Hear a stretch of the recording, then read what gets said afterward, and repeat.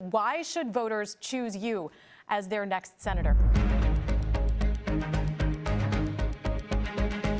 Sure. So I'm a fiscal conservative. I'm a social conservative. I'm a constitutional conservative. I am the only candidate in this race who actually helped Donald Trump get elected president in 2016. And like I have every single Republican candidate for president since I've been an adult, because we're the party of strong families, strong small business, and constitutional freedoms. There's no one else in this race who actually helped Donald Trump get elected in 2016, raised money for him, contributed, worked to get him elected, and then was working in his administration, representing all of your viewers, because I was the president's personal representative to the Kingdom of Denmark, increasing American jobs, increasing American security, working in the high north to deter against our adversaries like Russia and China. What specifically would you do to address inflation if you are elected, and what would you like to see your colleagues do? Sure. So we can see how shocking the inflation is just a year into this radical Biden administration. It's largely because of their shocking spending in Washington. So we have to stop it. The inflation obviously is something people are experiencing right now. So what would you cut in the spending that you're saying is contributing to that? So there's two areas that we need to get a hold of. One is the supply chain, which is also contributing to the inflation. The Biden administration, because of they are so beholden to certain unions, not all unions, but certain ones, the supply chain is largely disrupted. It's not just the problems in Asia. It's also here at home.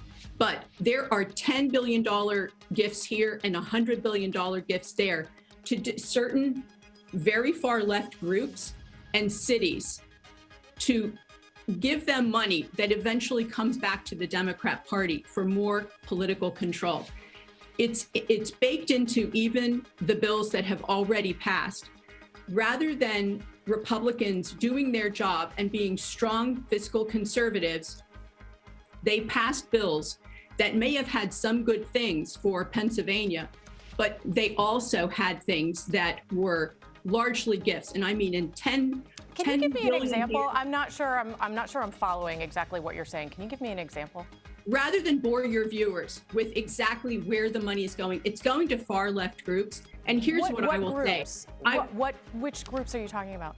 There are many far left groups and also cities that are not following the law, that are offering sanctuary to illegal immigrants, that are Philadelphia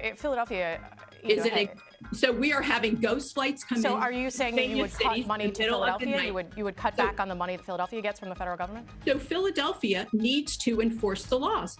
They are allowing criminals to roam the streets and hurt people in Philadelphia. You have an out of control prosecutor there and prosecutors and the mayor who are basically radical leftists who are not enforcing the laws. Have you spoken with President Trump about your candidacy, and did you ask for his endorsement? Well, every candidate in this race would love to have President Trump's endorsement, but I never get ahead of President Trump. He is the leader of the Republican Party. He has claimed that he won Pennsylvania and the general election in 2020, even after his legal challenges failed in that. Do you acknowledge that President Trump lost the 2020 election? So we had a red wave in Pennsylvania in 2020. We had a red wave in Pennsylvania in 2021. We're going to have a red tsunami this year because people are so upset at the radical Biden administration. And I refer you to Rand Paul's statement. He said, was the election of 2020 stolen?